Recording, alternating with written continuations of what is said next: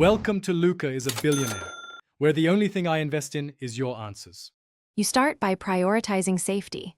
Unplug the heater and let it sit for 5 minutes so capacitors discharge and surfaces cool. Inspect the cord and plug for cuts or melting. If you see damage, stop and replace the cord or consult a pro. Next, test the outlet with a lamp to make sure it supplies power.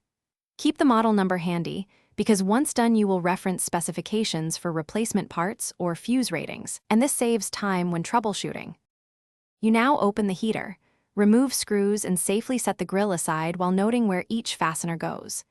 Carefully inspect the thermostat knob and the tip-over switch for loose connections and look for a thermal fuse. It's a common fail point, checking for discoloration or breaks.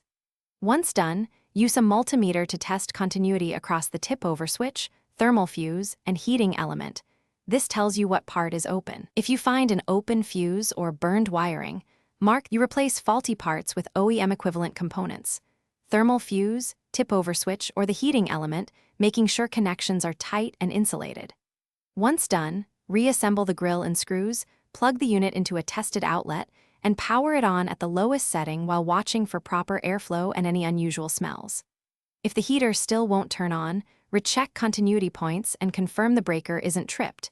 If those are fine, call a qualified technician. Don't run a compromised heater. Thanks for watching and please subscribe. It's the best investment you'll ever make.